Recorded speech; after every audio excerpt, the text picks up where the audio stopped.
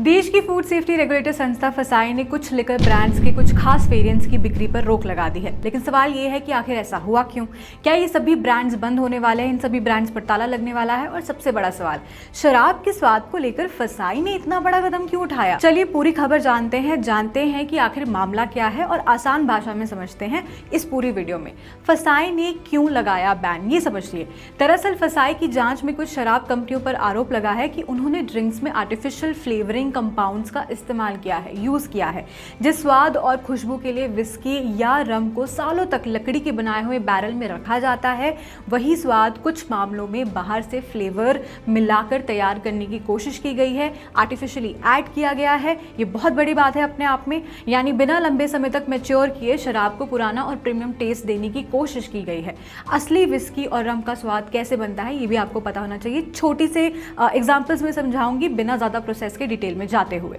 देखिए, अच्छी क्वालिटी की विस्की या रम का स्वाद सिर्फ फ्लेवर डालने से नहीं आता, इसके पीछे एक बहुत लंबा प्रोसेस होता है। पहले फर्मेंटेशन होता है, फिर डिस्टिलेशन की प्रोसेस होती है। ये सारे प्रोसेस में डिटेल में आपको जानने की जरूरत नहीं है, आपको ऊपर ऊपर से समझने की जरूरत है। और इसके बाद इसे लकड़ी के बैरल में लंबे समय तक रखा जाता है। इसी दौरान शराब के रंग, खुशबू और स्वाद धीरे धीरे जो है वो विकसित होते हैं। यही वजह है कि कई प्रीमियम ड्रिंक्स की कीमत बहुत ज्यादा होती है।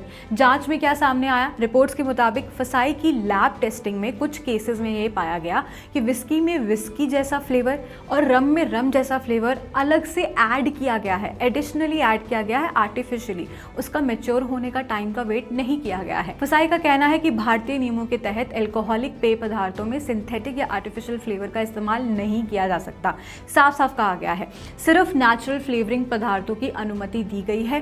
किन ब्रांड्स पर असर पड़ रहा है? अब सबसे बड़ा सवाल, क्या ओल्ड मॉन्क और रॉयल चैलेंज पूरी तरह बाजार से गायब हो जाएंगे? जब ऐसी खबरें आते हैं तो बड़ी बड़ी कंपनियों का नाम ही सामने आता है। तो जवाब है नहीं। फसाई का ये आदेश सभी प्रोडक्ट्स पर नहीं है, बल्कि कुछ खास मैन्युफैक्चरिंग यूनिट्स पर लागू हुआ है। जिन वेरिएंट्स पर कार्रवाई हुई है ध्यान से सुन लीजिए।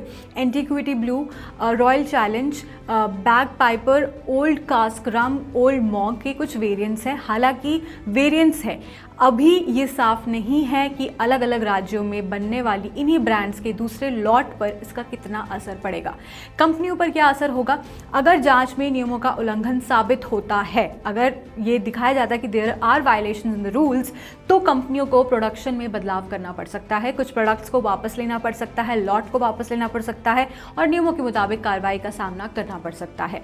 वहीं दूसरी ओर कंपनियों का कहना है कि वो ये सारे रूल्स एंड रेगुलेशंस फॉलो कर रहे हैं और इस मामले को देख भी रहे हैं। ग्राहकों के लिए क्या मतलब है, अब कस्टमर्स के लिए क्या है?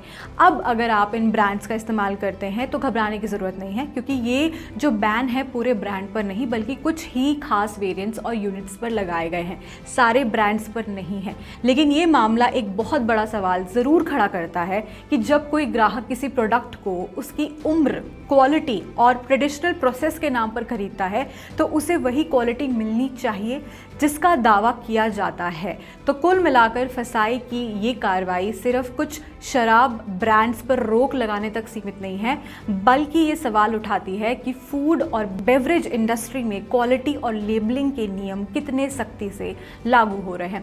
आने वाले दिनों में इस मामले में और अपडेट आ सकते हैं। आप जुड़े रहिएगा हमारे साथ और जानते रहिए क्या क्या अपडेट्स जो हैं वो आ रहे हैं।